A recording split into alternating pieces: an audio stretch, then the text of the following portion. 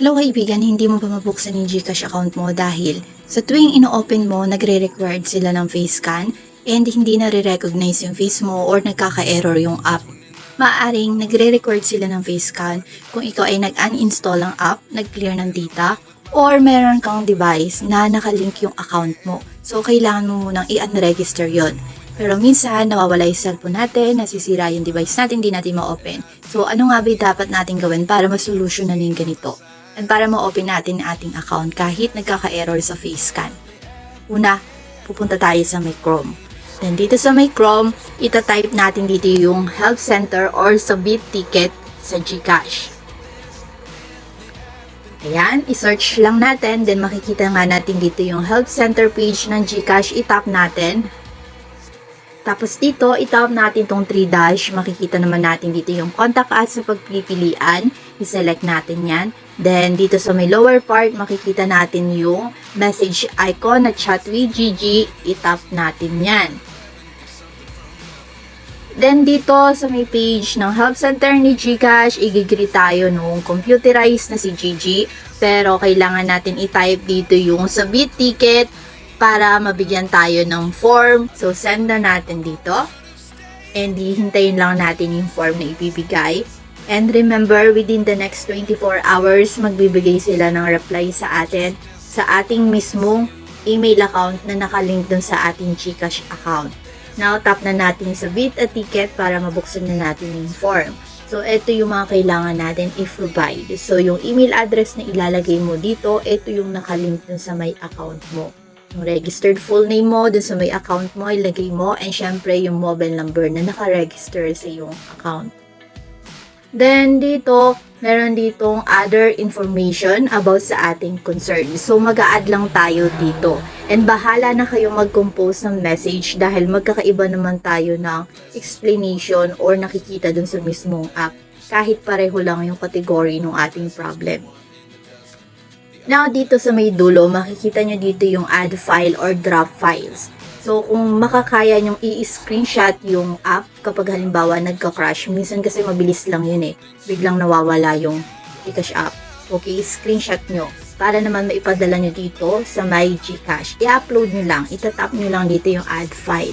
Pero kapag meron naman nagpa-pop out ng message, mas mainam. Para mas mabilis natin ma-screenshot. Anyway, kapag okay na lahat, isasubmit na natin. Tatap lang natin dito yung submit. Pero hindi pa tayo tapos, kailangan pa rin natin pumili dito ng concern category. Kasi ito yung pinaka magiging description ng ating problem na na-encounter. And maaaring madagdagan pa itong mga details na kailangan natin i-provide. Depende sa concern category na pipiliin natin dito.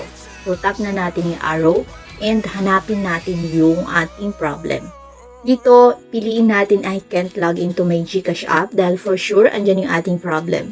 So, ito, nadagdagan yung details na kailangan natin i-provide dito sa my ticket. Select which statement is most relevant to your case.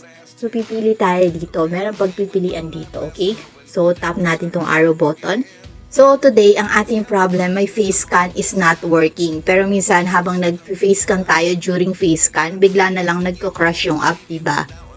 Yung ibang case, ganun yung nangyayari. So, anyway, tap na natin dito yung my face scan. And, dito, meron pang isang pagpipilian. Kasi meron siyang arrow dito sa may gilid. So, meron ditong dalawang option. Ikaw ba ay nag-unregister dun sa old phone mo? Kaya, nag-required sila ng face scan sa'yo? Or, tinatry mo mag-sign in or mag-link ng bagong phone? So, ang pipiliin ko na lang today, I'm trying to sign in or link my new phone. Kasi mas marami sa inyo yung merong bagong cellphone tapos sinusubukan i-link yung GCash account. Pero pwede rin naman, kung ang problem nyo naman talaga, I'm unregistering my old phone. Yun yung piliin nyo, okay? So, tap na natin yan. Okay, again, inuulit ko, pwede kayong mag-add dito ng other information. Di pala pwede kasi kailangan talaga to. Dahil required, okay? Kapag hindi tayo naglagay, hindi natin masasabit to. Hindi maging successful, okay? Pwede rin naman Tagalog kasi meron din naman silang mga customer service na nakakaintindi ng Tagalog. Pero mas better kung English yung gagamitin nating language. Na kung gusto nyong English yung language nyo, kung ano yung gusto nyong ilagay dito, tapos hindi nyo matranslate sa English, wag po kayong mahihiyang ilagay yan sa ating comment section para ma-English namin para sa inyo, okay?